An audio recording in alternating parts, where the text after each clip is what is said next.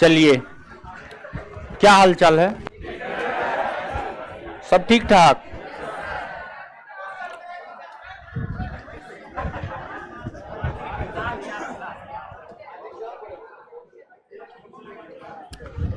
हल्ला नहीं करना है भाई जी लोग। क्लास स्टार्ट हो गया है। ऑनलाइन वाले लोग एकदम पूरा फोकस ऑनलाइन वाले पर है कि ऑफलाइन वाला का कोई महत्व है? कोई महत्व नहीं, पूरा फोकस ऑनलाइन वाले पर है। क्लास जिनका स्टार्ट नहीं हो रहा है, एक बार बैक करके जो है फिर से आप स्टार्ट करेंगे तो आपका स्टार्ट हो जाएगा। बैक करके एक बार फिर से आप स्टार्ट कर लीजिए। चलिए, आज से हम लोगों का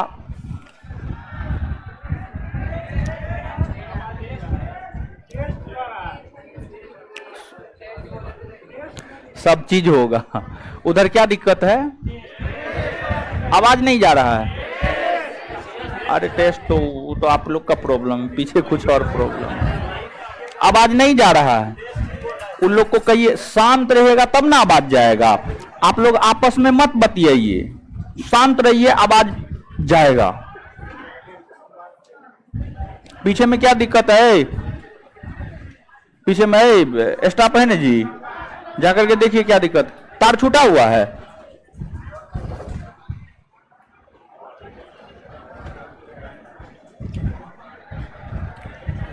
देखिए ना क्या दिक्कत है जी।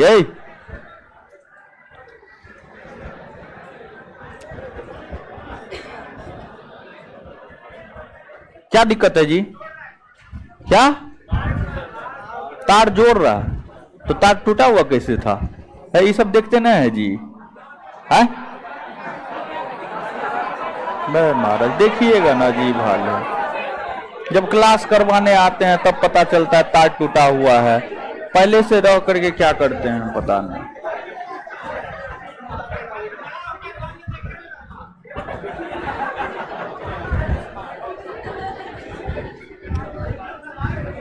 देखिए कीर्तुंजय, जाके देखिए, पीछे जाके देखिए।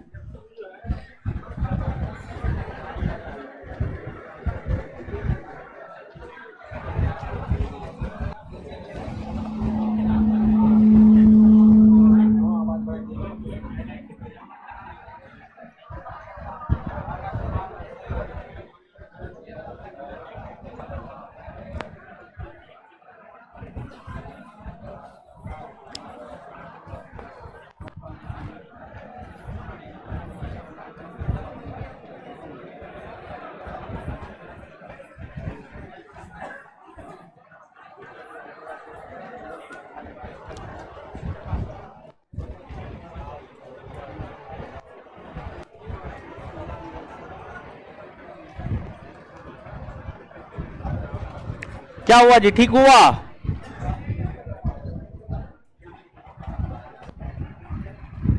नहीं ठीक हुआ है? ठीक हो गया है? हल्ला कर रहा है? अरे काहे आप लोग हल्ला करते हो? मुंह बंद रखिए ना।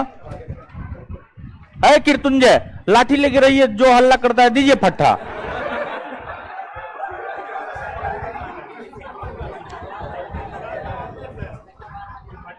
क्या पानी का बदबू आ रहा? पानियों में बदबू होता है महाराज?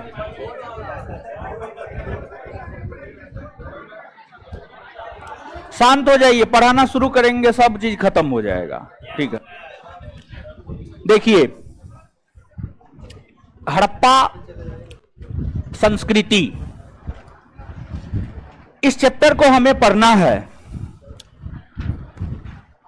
और हड़प्पा और वैदिक, ये दोनों ऐसा चैप्टर है, कभी हड़प्पा से प्रश्न पूछता है तो कभी वैदिक से प्रश्न पूछता है, लेकिन प्रश्न पूछता है। अगर हम बिहार के परीक्षा को देखें तो जो बिहार का परीक्षा है वो इतिहास से अच्छा खासा प्रश्न पूछता है। और हड़प्पा संस्कृति को देखने से पहले हम लोगों को थोड़ा सा समझना है सभ्यता और संस्कृति, सभ्यता और संस्कृति को समझना है। क्या आवाज नहीं जा रहा है जी? हेलो, अरे शांत रहेगा तब ना आवाज सुनाई देगा, शांति नहीं रहेगा तो आवाज कहां से सुनाई देगा? आपसे बतियाइए, समझे? अरे आवाज को फिक्स करके रखिए, समझे? हर क्लास में देखते हैं नोटंकी आप लोग का। 5 मिनट 10 मिनट तक साउंडे मिलाने में डेली।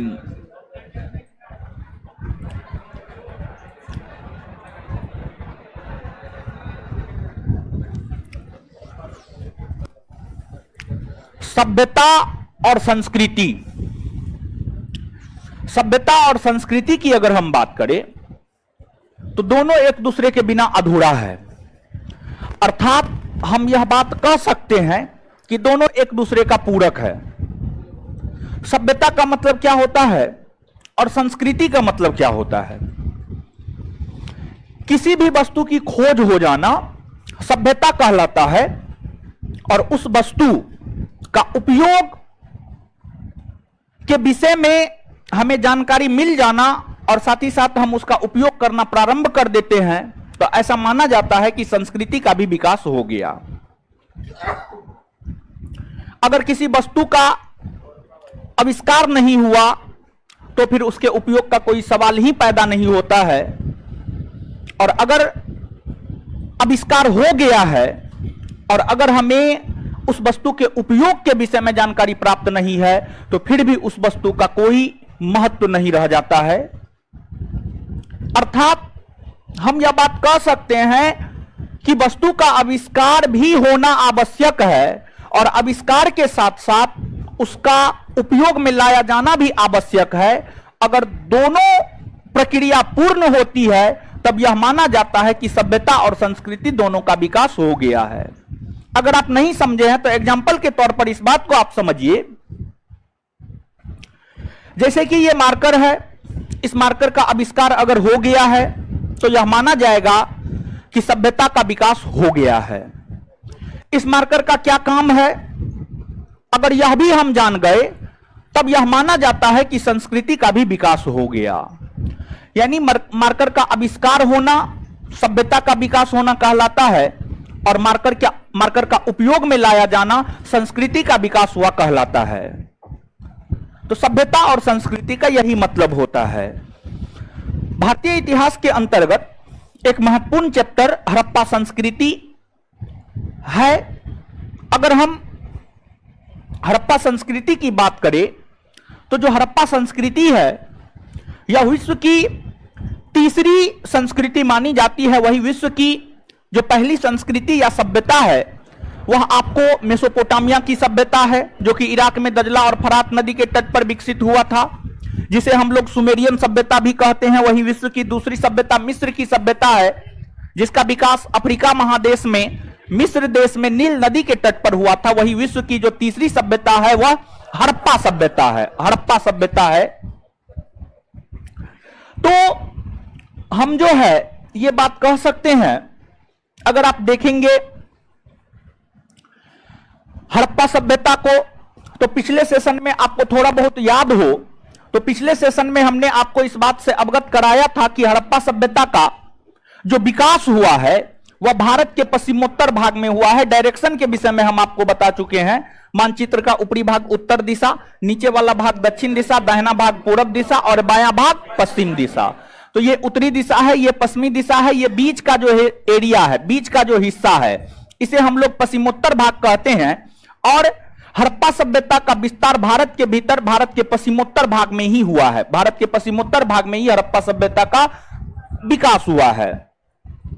तो जो हमारी सभ्यता हड़प्पा सभ्यता और संस्कृति है, हड़प्पा सभ्यता और संस्कृति विश्व की तीसरी सभ्यता और संस्कृति है। वही विश्व की पहली सभ्यता मेसोपोटामिया और दूसरी मिस्र। मेसोपोटामिया की सभ्यता का विकास इराक में दजला और फरात नदी के तट पर, इराक में दजला और फरात नदी। यहां पर आपको इराक है, इराक कहां चले गया, इराक यहां है, समझ गए, इराक है। और इराक की हम बात करें तो इराक में जो है दजला और फरात नदी के तट पर जो है मेसोपोटामिया की सभ्यता का विकास हुआ था। फिर आपको मिस्र के भीतर नील नदी के तट पर मिस्र की सभ्यता का विकास हुआ था। और फिर आपको यहां पर हड़प्पा सभ्यता है। फिर इधर आपको चीन की सभ्यता है, समझिए, चीन की सभ्यता है। ये सभी सभ्यताओं की अगर हम बात करें तो ये सभी की सभी सभ्यता एक दूसरे की समकालीन सभ्यता हुआ करती थी, एक दूसरे की समकालीन सभ्यता हुआ करती थी। तो यहां पर पहली बात आपको बताना है, विश्व की पहली सभ्यता कौन? पहली सभ्यता मेसोपोटामिया। कहां पर है? कहां पर है? कौन नदी के तट? दजला और दूसरी कौन नदी के तट? तीसरी कौन नदी के तट? सिंधु और उसकी सहायक में, सिंधु और उसकी सहायक में। इसके बाद अगली बात, ये जो 3-4 सभ्यता का नाम हमने आपको बताया है, ये सब एक दूसरे की समकालीन सभ्यता है। तो हड़प्पा की समकालीन मिस्र, मेसोपोटामिया और चीन की सभ्यता। हड़प्पा की समकालीन कौन कौन सी सभ्यता है? मिस्र, मेसोपोटामिया और चीन की सभ्यता, मिस्र, मेसोपोटामिया और चीन की सभ्यता।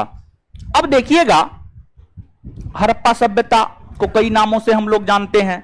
हड़प्पा सभ्यता को हड़प्पा सभ्यता कहते हैं, सिंधु सभ्यता कहते हैं, सिंधु नदी घाटी सभ्यता कहते हैं।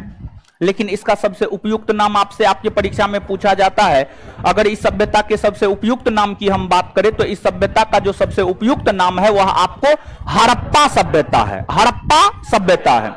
आखिरकार इस सभ्यता का सबसे उपयुक्त नाम हड़प्पा सभ्यता ही क्यों माना गया है? तो इस सभ्यता का सबसे उपयुक्त नाम हड़प्पा सभ्यता ही इस वजह से माना गया है क्योंकि हड़प्पा सभ्यता का जब उत्खनन हो रहा था तो उत्खनन के दौरान सबसे पहले हड़प्पा नामक स्थल की खोज हुई है, सबसे पहले हड़प्पा नामक स्थल की खोज हुई है। इसी वजह से इस सभ्यता का सबसे उपयुक्त नाम हड़प्पा सभ्यता ही माना जाता है। कभी काल, अब तो आपके परीक्षा में ये सब चीज नहीं पूछा जाएगा, ये सब बेसिक बातें हैं, अब ये सब चीज नहीं पूछा जाता, अब तो डेप्थ में जाकर के क्वेश्चन पूछता है, समझ गए। लेकिन फिर भी छोटी छोटी बातों को भी हम लोगों को जानते हुए जाना है, ये बात तो आप समझ गए होंगे। इसके बाद अब देखिएगा हड़प्पा सभ्यता की खोज। हड़प्पा सभ्यता की अगर हम खोज की बात करें तो हड़प्पा सभ्यता की जो खोज पहली बार की गई है चार्ल्स मेसन नामक व्यक्ति के द्वारा 1826 ईस्वी में। चार्ल्स मेसन नामक व्यक्ति के द्वारा 1826 ईस्वी में पहली बार इसकी खोज की गई। फिर 1853 में या यूं कहे 1850 के दशक में अलेक्जेंडर कनिंघम ने भी इसकी खोज की। लेकिन अलेक्जेंडर कनिंघम जो है इस सभ्यता के महत्व को समझ नहीं पाए, हड़प्पा सभ्यता के महत्व को समझ नहीं पाए अलेक्जेंडर कनिंघम। इसके बाद जो है आपको अगले विद्वान आपको जॉन मार्शल और दयाराम साहनी हुए।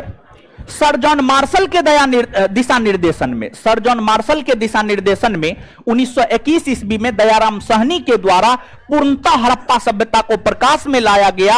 और हड़प्पा सभ्यता को प्रकाश में लाने का पूरा श्रेय अगर किसी को जाता है तो वह दयाराम साहनी को जाता है। लेकिन यहीं पर अगर दिशा निर्देशन की बात करें किसके दिशा निर्देशन में, तब आपको सर जॉन मार्शल उस समय भारतीय पुरातत्व सर्वेक्षण विभाग के अध्यक्ष हुआ करते थे। इसी वजह से उसी के दिशा निर्देशन में जो है इस सभ्यता को प्रकाश में लाया गया। तो यहां पे आप गौर कीजिएगा, एक प्रश्न आपसे यह पूछा जाता है, अगर आप क्वेश्चन बैंक पलट करके देखेंगे तो एक प्रश्न आपसे यह पूछा जाता है कि हड़प्पा सभ्यता की पहली बार खोज किसने की है, पहली बार खोज किसने की है, यह चीज आपसे पूछा जाता है।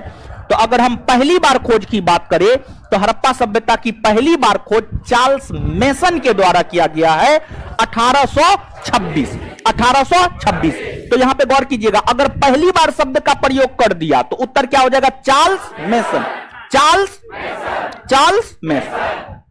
इसके बाद अगर यह पूछा जाए कि हड़प्पा सभ्यता का खोज किसके दिशा निर्देशन में हुआ तो इसका उत्तर सर जॉन मार्शल। और अगर यह पूछा जाए कि खोज किसने किया है तो तब इसका उत्तर होगा दयाराम साहनी। दयाराम, इतना बात क्लियर है। अब देखिएगा हड़प्पा सभ्यता के काल निर्धारण। हड़प्पा सभ्यता के काल निर्धारण को लेकर विद्वानों के बीच विवाद है। विद्वानों के बीच विवाद है। क्या विद्वानों के बीच विवाद है? अलग अलग विद्वान को अगर आप देखेंगे तो अलग अलग विद्वान हड़प्पा सभ्यता का काल निर्धारण अलग अलग ईस्वी में किए हैं। जैसे कि सबसे पहले हम सर जॉन मार्शल की ही बात करें तो सर जॉन मार्शल ने हड़प्पा सभ्यता का जो काल निर्धारण किया है, सर जॉन मार्शल के अनुसार हड़प्पा सभ्यता का काल निर्धारण 3250 से 2750, 3250 ईस्वी पूर्व से 2750 ईस्वी पूर्व। फिर अर्नेस्ट मैके के अनुसार जो है 2800 ईस्वी पूर्व से 2500 ईस्वी पूर्व। तो अलग अलग विद्वान आप देख सकते हैं कि हड़प्पा सभ्यता का काल निर्धारण अलग अलग संदर्भ में किए हैं, लेकिन इन चीजों से आपको कोई लेना देना नहीं है। यह सब आपसे आपके परीक्षा में नहीं पूछा जाता है। लेकिन वहीं हड़प्पा सभ्यता के सर्वमान्य काल की हम बात करें तो अलग अलग बुक भी अलग अलग संदर्भ में इसका काल निर्धारित किया है। लेकिन हड़प्पा सभ्यता का जो सर्वमान्य काल माना जाता है वह 2500 ईस्वी पूर्व से 1900 ईस्वी पूर्व, 2500 ईस्वी पूर्व से 1900 ईस्वी पूर्व।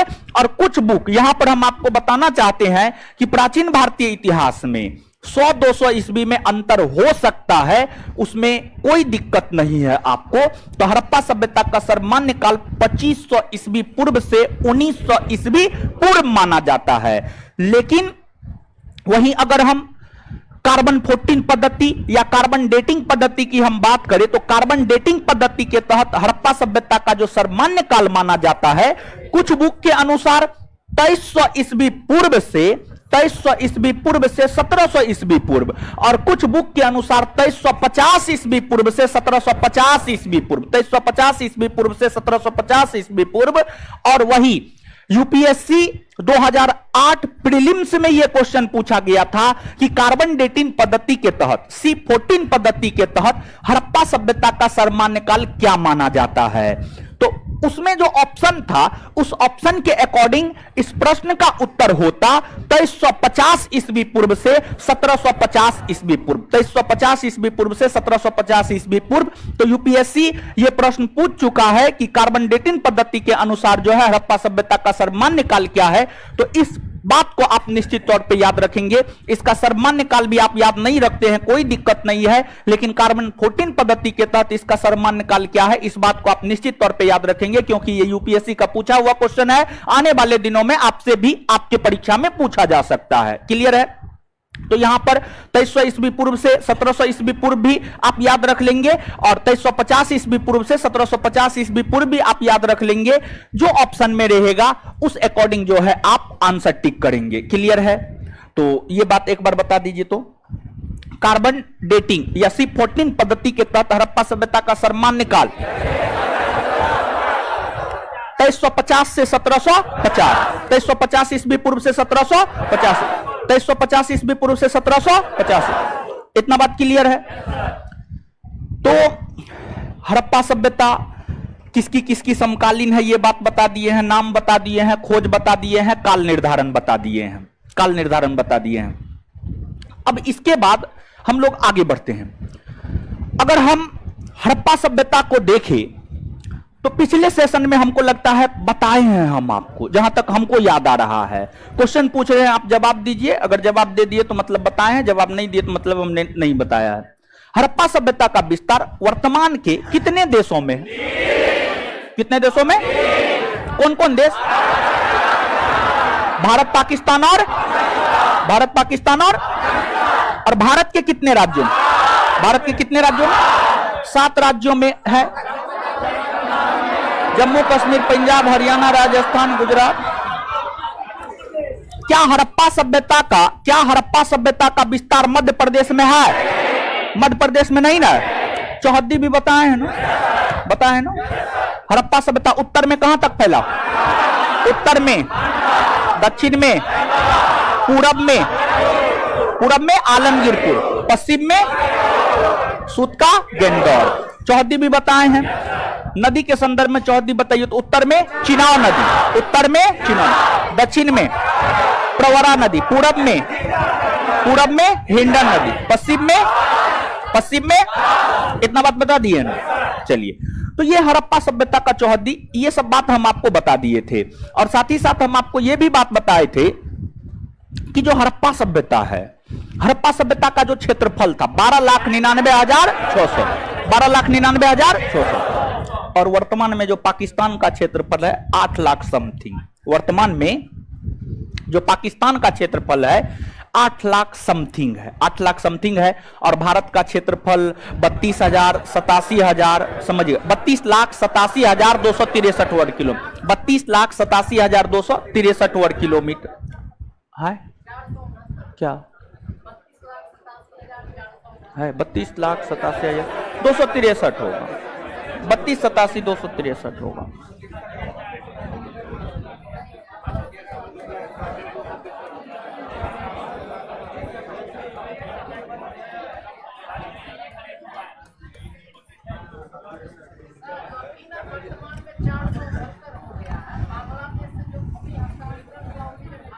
तो बात यह है कि भारत का भी न कुछ क्षेत्र दिया गया था, ठीक है। कहाँ आप पढ़ लिए? हम तो यही पढ़े हैं। चलिए सुनिएगा, है हल्ला मत कीजिए, हल्ला मत कीजिए। देखिए, आपको पाकिस्तान का क्षेत्रफल 8 लाख समथिंग वर्ग किलोमीटर है। तो आप देख सकते हैं पाकिस्तान से सीधा 4 गुना क्षेत्रफल में बड़ा भारत है। और हड़प्पा सभ्यता का जो क्षेत्रफल हुआ करता था 12,99,600। तो हड़प्पा सभ्यता वर्तमान के पाकिस्तान से बड़ा था, वर्तमान के पाकिस्तान से क्षेत्रफल के आधार पर बड़ा था। वर्तमान के पाकिस्तान से ही क्षेत्रफल के आधार पर बड़ा नहीं था, बल्कि हड़प्पा सभ्यता अपनी समकालीन मिस्र और मेसोपोटामिया की सभ्यता से भी क्षेत्रफल में बड़ा था, मिस्र और मेसोपोटामिया की सभ्यता से भी क्षेत्रफल में बड़ा था। अब देखिएगा, हड़प्पा सभ्यता के अंतर्गत हजारों स्थलों की खोज हुई, हजारों स्थलों का उत्खनन हुआ। उस उत्खनन में जो है 6 स्थल, उस उत्खनन में 6 स्थल विकसित और विस्तृत अवस्था में पाया गया। और जो 6 स्थल विकसित और विस्तृत अवस्था में पाया गया, उन 6 स्थलों को नगर की संज्ञा दी गई है या शहर की संज्ञा दी गई है, नगर या शहर की संज्ञा दी गई है। और जो 6 स्थलों को नगर या शहर की संज्ञा दी गई है, वे 6 स्थल है हड़प्पा, मोहनजोदड़ो, चनहुदरो, लोथल, कालीबंगा व नाबली, लोथल, कालीबंगा व नाबली। इसमें जो है आपको सबसे पहले है हड़प्पा। हड़प्पा, अगर हम हड़प्पा की बात करें तो हड़प्पा पाकिस्तान के पंजाब प्रांत के अंतर्गत मोंटगोमरी जिला में, जैसे भारत के भीतर एक पंजाब प्रांत है यानी पंजाब राज्य है, उसी प्रकार से पाकिस्तान के भीतर भी एक पंजाब प्रांत है। पाकिस्तान के पंजाब प्रांत के मोंटगोमरी जिला में रावी नदी के तट पर हड़प्पा स्थित है। और हड़प्पा नामक स्थल की खोज 1921 ईस्वी में दयाराम साहनी के द्वारा किया गया था, दयाराम साहनी के द्वारा किया गया था। फिर जो दूसरा स्थल है आपको मोहनजोदड़ो, दूसरा स्थल है आपको मोहनजोदड़ो। मोहनजोदड़ो, मोहनजोदड़ो का शाब्दिक अर्थ होता है प्रेतों का टीला या मृतकों का टीला, प्रेतों का टीला या मृतकों का टीला।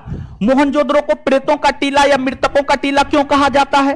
तो मोहनजोदड़ो को प्रेतों का टीला या मृतकों का टीला इस वजह से कहा जाता है क्योंकि जब इस स्थल का उत्खनन हुआ तो यहां से भारी मात्रा में नरकंकाल की प्राप्ति हुई है, यहां से भारी मात्रा में नरकंकाल की प्राप्ति हुई है। यही कारण है कि इसे प्रेतों का टीला या मृतकों का टीला कहा जाता है।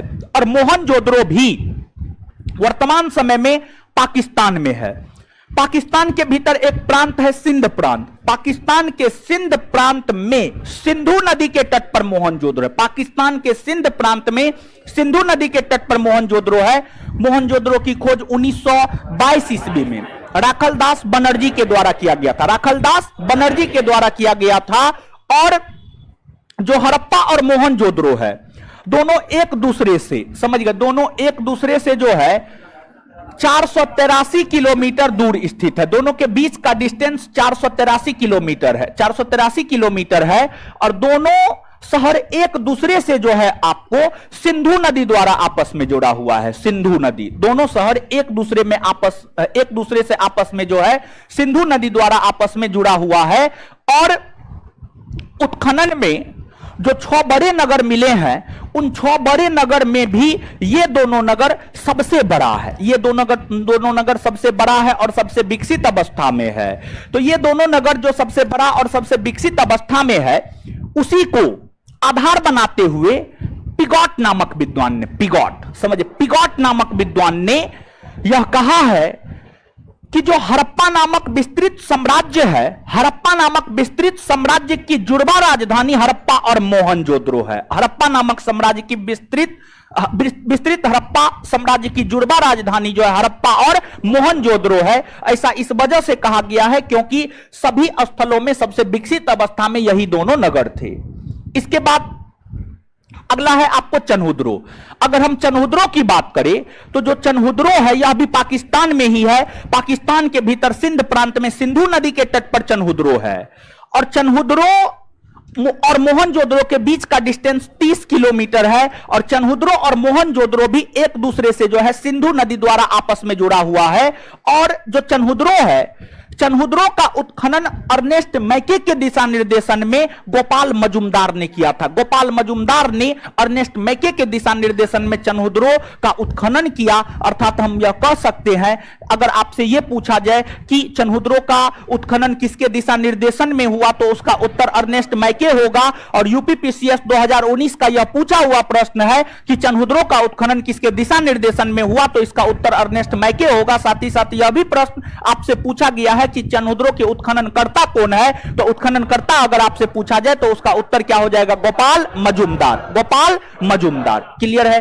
तो ये तीनों शहर अगर हम देखें, यानी हड़प्पा, मोहनजोदड़ो और चन्हुद्रो को अगर हम देखें, तो ये तीनों के तीनों शहर कहीं ना कहीं एक दूसरे से कनेक्टेड है और सिंधु नदी द्वारा कनेक्टेड है। लेकिन यहां पर गौर करने वाली बात यह है कि हड़प्पा रावी नदी के तट पर है और मोहनजोदड़ो और चन्हुद्रो जो है सिंधु नदी के तट पर है। मोहनजोदड़ो और चन्हुद्रो सिंधु नदी के तट पर है। ये 3 नगर पाकिस्तान में विकसित अवस्था में है। वहीं अगर हम भारत की बात करें तो भारत के भीतर भी 3 नगर विकसित अवस्था में है, लोथल, कालीबंगा और वनावली। तो इसमें सबसे पहला है लोथल। लोथल, अगर हम लोथल की बात करें तो जो लोथल है यह गुजरात में है। जो लोथल है यह गुजरात में है। अब यहां पर आप समझिएगा, आजादी के बाद अर्थात 1947 के बाद, 1947 के बाद जितने भी हड़प्पाई स्थलों का उत्खनन हुआ है उसमें सबसे ज्यादा स्थल की प्राप्ति गुजरात से हुई है। सबसे ज्यादा स्थल की प्राप्ति गुजरात से हुई है और गुजरात में ही लोथल है। और गुजरात एक ऐसा नगर है या एक ऐसा प्रांत है जो समुद्र तट पर बसा हुआ है। और गुजरात के भीतर जो लोथल है, लोथल एक बंदरगाह नगर है। हड़प्पा सभ्यता के अंतर्गत कई सारे बंदरगाह आपको देखने को मिलेंगे, लेकिन उन सभी बंदरगाहों में अगर हम देखें तो उन सभी बंदरगाहों में जो सबसे बड़ा बंदरगाह नगर है वह आपको लोथल है। वह आपको लोथल है। और लोथल गुजरात के भीतर जो है भोगबा नदी के तट पर है। इसके खोजकर्ता रंगनाथ रॉ है। रंगनाथ रॉ है। अब देखिएगा, लोथल के बाद जो दूसरा विकसित नगर भारत में स्थित है वह आपको कालीबंगा है। और कालीबंगा की हम बात करें तो जो कालीबंगा है यह राजस्थान में है। कालीबंगा कहां है? राजस्थान में। कालीबंगा राजस्थान में है। कालीबंगा का शाब्दिक अर्थ काले रंग की चूड़ियां होता है। और यह राजस्थान में घग्घर नदी के तट पर है।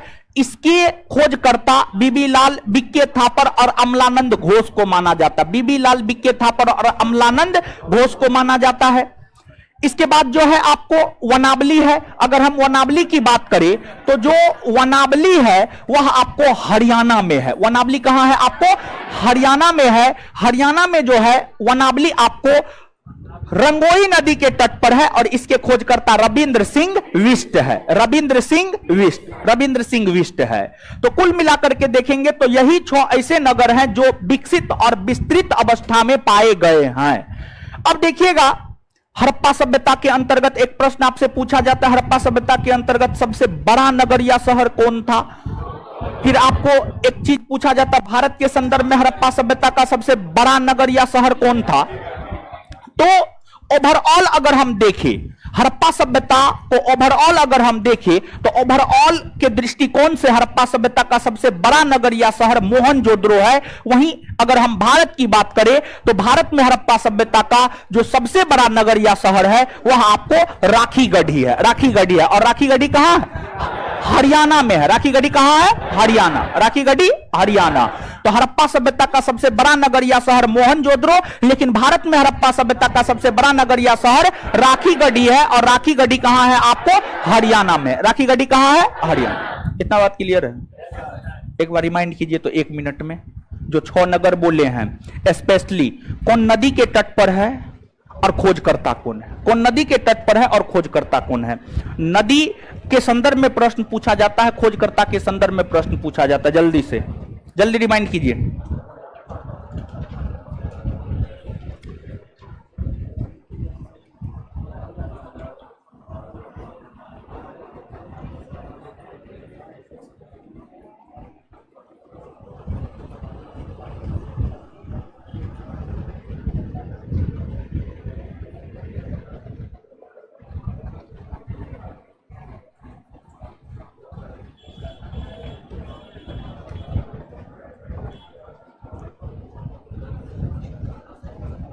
रिमाइंड कीजिए लड़की लोग, बतियाइए नहीं। बतिया रही है बकलोल भी सब देख रही है। कंपटीशन लड़का इतना हो गया है फिर भी बतियाती है।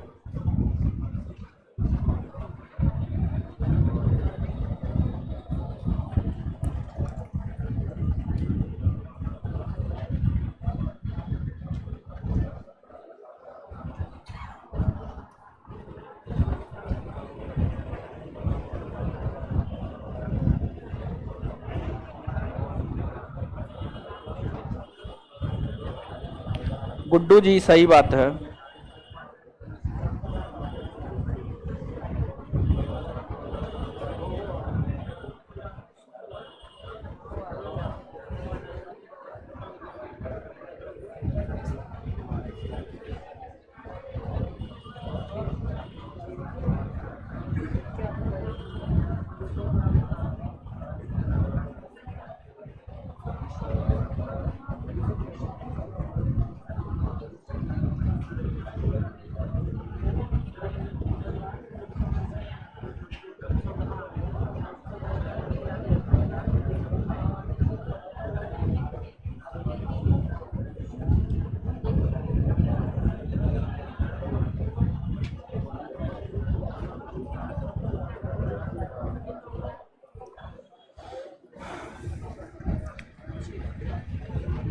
पढ़ लिए, इतना में तो पढ़ लेना चाहिए। हड़प्पा कौन नदी? मोहनजोदड़ो, चन्हुद्रो, लोथल, कालीबंगा, वनावली, रंगोली। हड़प्पा के खोजकर्ता, हड़प्पा के खोजकर्ता मोहनजोदड़ो, चन्हुद्रो, अर्नेस्ट मैके और गोपाल। इसके बाद लोथल, रंगनाथ राव, कालीबंगा बीबीलाल बिक्के थापर अमलानंद घोष, और वनावली। इतना बात क्लियर है? हड़प्पा और मोहनजोदड़ो एक दूसरे से किस नदी द्वारा आपस में जुड़े? किस नदी द्वारा? विस्तृत हड़प्पा साम्राज्य की जुड़वा राजधानी किस 2 शहर को? हड़प्पा और मोहनजोदड़ो। किसने यह बात कहा? टिगॉट। किसने कहा है? इतना बात क्लियर है? इसके बाद अब देखिएगा हड़प्पा सभ्यता का जो उत्खनन हुआ है, उत्खनन से जो चीजों की प्राप्ति हुई है, उसी आधार पर हमें हड़प्पा सभ्यता के विषय में तमाम प्रकार की जानकारी प्राप्त होती है। तो हड़प्पा सभ्यता का जो उत्खनन हुआ है, उत्खनन से यह पता चलता है कि हड़प्पा काल में 4 प्रजाति के लोग रहा करते थे। हड़प्पा काल में 4 प्रजाति के लोग रहा करते थे। भूमध्यसागरीय, प्रोटो ऑस्ट्रेलाइड, अल्पाइन, मंगोलाइड। भूमध्यसागरीय, प्रोटो ऑस्ट्रेलाइड, अल्पाइन और मंगोलाइड, ये 4 प्रजाति के लोग रहा करते थे। इसमें सबसे ज्यादा अगर हम देखें तो सबसे ज्यादा जिस प्रजाति के लोग रहा करते थे वे आपको भूमध्य सागरीय प्रजाति के लोग थे। भूमध्य सागरीय प्रजाति के लोग थे। इसी वजह से यह माना जाता है कि हड़प्पा सभ्यता का निर्माता भूमध्य सागरीय प्रजाति के लोगों को माना जाता है। हड़प्पा सभ्यता का निर्माता भूमध्य सागरीय प्रजाति के लोगों को माना जाता है। साथ ही साथ हड़प्पा सभ्यता के उत्खनन से यह पता चलता है कि इस सभ्यता के लोग 4 वर्गों में विभक्त थे। 4 वर्गों में विभक्त थे। और जो इस सभ्यता के लोग 4 वर्गों में विभक्त थे उसमें कुछ विद्वान थे, कुछ जो है आपको योद्धा थे, कुछ व्यापारी थे और कुछ श्रमिक थे। कुछ श्रमिक थे। और उस समय की अगर हम बात करें तो उस समय जाति व्यवस्था, वर्ण व्यवस्था का कोई प्रचलन नहीं हुआ करता था। जाति व्यवस्था, वर्ण व्यवस्था का कोई प्रचलन नहीं हुआ करता था। जो जिस प्रकार का काम किया करता था उसे उस वर्ग में विद्वानों ने रखा है। विद्वान, योद्धा, व्यापारी और श्रमिक। व्यापारी और श्रमिक। अब देखिएगा ये जो 4 वर्गों की उपस्थिति हड़प्पा काल में हुआ करती थी, इस 4 वर्गों में यह देखा गया कि सबसे अधिक संपन्न और शक्तिशाली अगर कोई है तो सबसे अधिक संपन्न और शक्तिशाली जो है आपको व्यापारी था। व्यापारी के लिए ही वणिक शब्द का प्रयोग किया जाता है। तो वणिक कहिए या व्यापारी कहिए दोनों एक ही बात है। वणिक कहिए या व्यापारी कहिए दोनों एक ही बात है। और व्यापारी सबसे मजबूत और शक्तिशाली स्थिति में था। इसी से विद्वानों ने यह अनुमान लगाया है कि हड़प्पा काल में जो शासन प्रशासन हुआ करता होगा वह व्यापारी या वणिक वर्गों के हाथों में हुआ करता होगा। तो आपसे आपके परीक्षा में यह बात पूछा जाता है कि हड़प्पा काल में जो शासन प्रणाली थी या जो शासन प्रशासन था वह किसके हाथ में था। तो हड़प्पा काल में शासन प्रशासन जो है आपको किसके हाथ में था? व्यापारी या वणिक वर्गों के हाथ में। व्यापारी या वणिक वर्गों के हाथ में। तो एक बात बताइएगा आप हमको, हड़प्पा सभ्यता के उत्खनन से जो नरकंकाल मिले हैं उससे यह पता चलता है कि हड़प्पा सभ्यता में 4 प्रजाति के लोग रहा करते थे। और जो 4 प्रजाति के लोग रहा करते थे वे 4 कौन कौन? 4 प्रजाति बोले हैं बकलोल। 4 प्रजाति बोले, भूमध्यसागरीय, प्रोटो ऑस्ट्रेलाइड, अल्पाइन, मंगोलाइड। भूमध्यसागरीय, प्रोटो ऑस्ट्रेलाइड, अल्पाइन और मंगोलाइड। एक बार फिर से बताइएगा, हड़प्पा सभ्यता के उत्खनन से जो नरकंकाल की प्राप्ति हुई है उससे यह पता चलता है कि हड़प्पा काल में 4 प्रजाति के लोग रहा करते थे। 4 प्रजाति के लोग कौन कौन? भूमध्यसागरीय, प्रोटो ऑस्ट्रेलाइड, अल्पाइन और सबसे ज्यादा कौन प्रजाति? सबसे ज्यादा हड़प्पा सभ्यता के लोग कितने वर्गों में विभक्त? कितने वर्गों में? कौन से 4 वर्गों की उपस्थिति थी? विद्वान, योद्धा, व्यापारी और विद्वान, योद्धा, व्यापारी और हड़प्पा सभ्यता के उत्खनन से जो जानकारी हमें प्राप्त हुई है, हड़प्पा काल में कितने वर्गों की उपस्थिति थी? कितने वर्गों की? कौन कौन? विद्वान, योद्धा, व्यापारी और विद्वान, योद्धा, व्यापारी और श्रमिक। सबसे अधिक शक्तिशाली कौन था? सबसे अधिक शक्तिशाली शासन प्रशासन किसके हाथ में? शासन प्रशासन किसके हाथ में? देखिए, अब अगर हम हड़प्पा सभ्यता को देखें, भारत के भीतर सर्वप्रथम नगरीकरण का प्रमाण हड़प्पा सभ्यता में ही मिला है। और जो हड़प्पा सभ्यता है यह एक प्रकार का शहरी सभ्यता है। पिछले सेशन में ही हम आपको बता करके रखे हैं। अगर हम शहरी और ग्रामीण के दृष्टिकोण से देखें तो हड़प्पा सभ्यता एक शहरी सभ्यता है। धात्विक दृष्टिकोण से देखें तो यह कांस्ययुगीन सभ्यता है। और ऐतिहासिक दृष्टिकोण से देखें तो यह आद ऐतिहासिक कालीन सभ्यता है। आद ऐतिहासिक कालीन सभ्यता है। यह सब बात हम आपको पिछले सेशन में बताए थे, जहां तक हमको याद है। नहीं बताया? नहीं बताया? एकदम बताए हुए, समझ गए? एकदम बताए हुए, समझ गए? तो अब देखिएगा कि हम लोगों को हड़प्पा सभ्यता की विशेषता के विषय में पढ़ना है। तो अब हम लोग सीधे तौर पर आते हैं और देखते हैं हड़प्पा सभ्यता की विशेषता।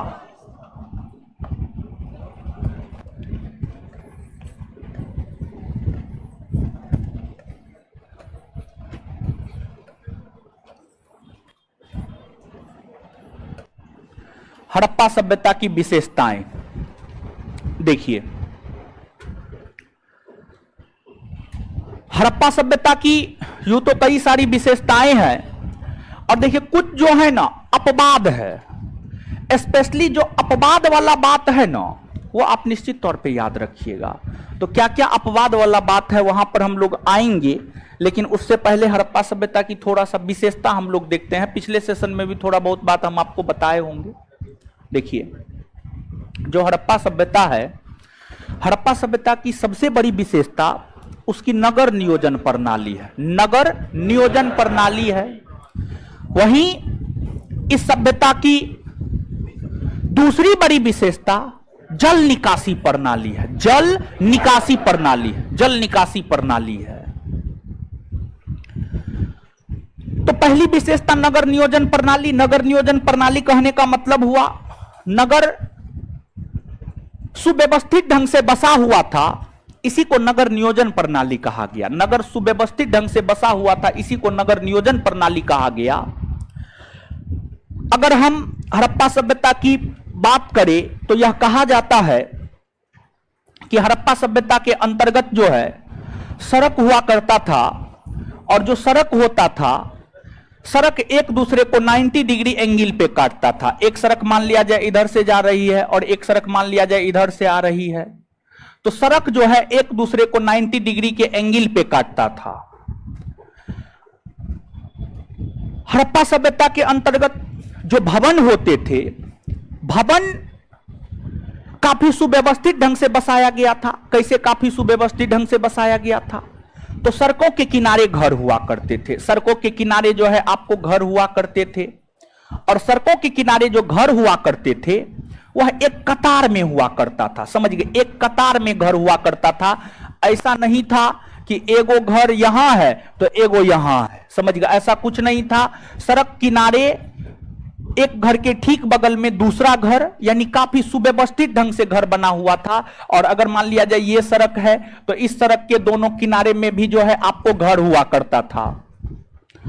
घरों के जो दरवाजे और खिड़कियां होती थी वह आपको पिछवाड़े की ओर या गली की ओर खुला करता था। दो घर के बीच में जो गली होता था उस गली की ओर खुला करता था। घरों के जो दरवाजे और खिड़कियां हुआ करती थी वह या तो गली में या पिछवाड़े की ओर खुलता था। ऐसा क्यों? ऐसा साफ सफाई के दृष्टिकोण से और साथ ही साथ ऐसा सुरक्षा के दृष्टिकोण से किया जाता था, क्योंकि हड़प्पा सभ्यता के अंतर्गत जो सड़क होता था, सड़क का निर्माण इस तरीका से किया गया था कि सड़क पर जो गंदगियां होती थी, गंदगियों को साफ करने के लिए अलग से कोई कर्मचारी या कोई व्यक्ति नहीं होता था, बल्कि जब हवाएं चलती थी तो हवाएं अपने साथ गंदगी लेकर, गंदगी बहा कर लेकर चली जाती थी। अगर मान लिया जाए घरों के दरवाजे और खिड़कियां मुख्य सड़क की ओर खुलता तो गंदगी घर में प्रवेश कर जाता। तो साफ सफाई के दृष्टिकोण से ऐसा किया गया था कि घरों के दरवाजे और खिड़कियां पीछे की ओर खुलता था। दूसरी बात यह है सुरक्षा। मान लिया जाए कि अगर आक्रमण होता है, अगर मान लिया जाए आक्रमण होता है और सड़क के बगल में ही घर है और घर का दरवाजा जो है सड़क की ओर ही है, तो तुरंत घर में घुस जाएगा कोई भी आक्रमणकारी। लेकिन अगर मान लिया जाए पिछवाड़े की ओर है, गली में है, तो फिर घर में इंटर करने में जो है दिक्कतों का सामना करना पड़ेगा, कठिनाइयों का सामना करना पड़ेगा। तो साफ सफाई और सुरक्षा के दृष्टिकोण से ऐसा जो है आपको प्रावधान किए गए थे। लेकिन अपवाद स्वरूप एक स्थल है लोथल। अपवाद स्वरूप एक स्थल है आपको लोथल। लोथल की हम बात करें तो जो लोथल थे, लोथल के जो भवन होते थे उन भवनों के दरवाजे और खिड़कियां मुख्य सड़क की ओर खुला करता था। दरवाजे और खिड़कियां मुख्य सड़क की ओर खुला करता था। यह अपवाद स्वरूप लोथल है। इसके बाद अगर हम हड़प्पा काल में शहरों को देखें तो हड़प्पा काल में शहरों को दो वर्गों में विभाजित किया गया था, पूर्वी भाग और पश्चिमी भाग। हड़प्पा काल में जो शहर हुआ करते थे, शहर को दो भाग में विभाजित किया गया था, पूर्वी भाग और पश्चिमी भाग। अगर हम पूर्वी भाग की बात करें तो जो पूर्वी भाग था यह थोड़ा सा नीचा धंसा हुआ था और वहीं अगर हम पश्चिमी भाग की बात करें तो यह थोड़ा सा ऊंचा उठा हुआ करता था, ऊंचा उठा हुआ करता था। और पश्चिमी भाग में शासक वर्ग के लोग रहा करते थे, राजे महाराजे रहा करते थे। वहीं पूर्वी भाग की हम बात करें तो यहां पर आम जनता रहा करता था, आम जनता रहा करता था। तो सामान्य तौर पर हड़प्पाकालीन नगरों को दो वर्गों में विभाजित किया गया था, पूर्वी भाग और पश्चिमी भाग। लेकिन अपवाद स्वरूप धोलावीरा, अगर हम धोलावीरा की बात करें तो धोलावीरा गुजरात में है। कहां है? गुजरात में धोलावीरा है। धोलावीरा से त्रिस्तरीय नगर का प्रमाण मिला है, त्रिस्तरीय नगर का प्रमाण मिला है। मतलब धोलावीरा नामक शहर को 3 वर्गों में विभाजित किया गया था। गौर कीजिएगा, यहां पर सामान्य तौर पर हड़प्पाकालीन शहरों को 2 वर्गों में विभाजित किया गया था, पूर्वी भाग और पश्चिमी भाग। पूर्वी भाग और पश्चिमी भाग। पूर्वी भाग थोड़ा नीचा धसा होता था, यहां पर आम जनता रहा करता था। पश्चिमी भाग थोड़ा ऊंचा उठा हुआ करता था, यहां पर शासक वर्ग के लोग रहा करते थे।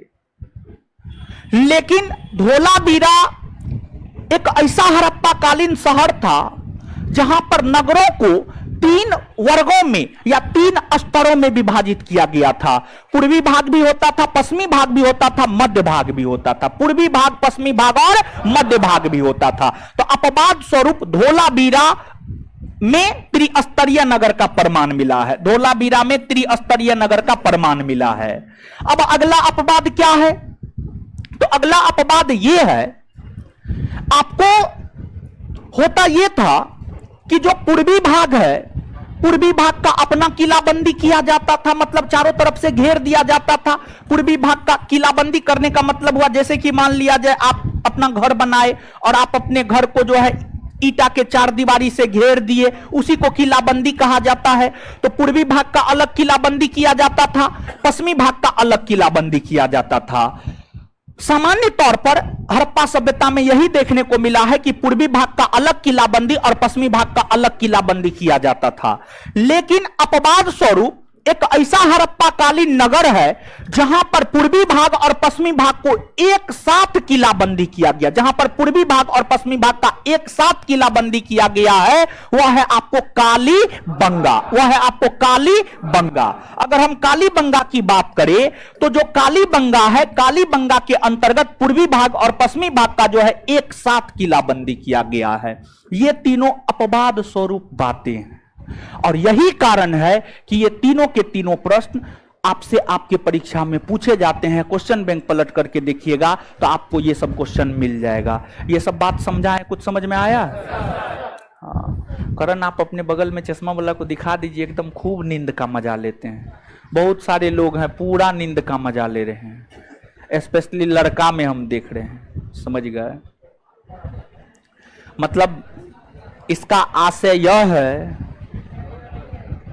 कि आपको समझ में कुछ भी नहीं आ रहा, और दूसरा आशय यह है कि आपको अपने आप से कोई लेना देना नहीं है, और तीसरा आशय यह है कि पढ़ने में कोई रुचि आपका नहीं है, और चौथा आशय यह है, छोड़ दे,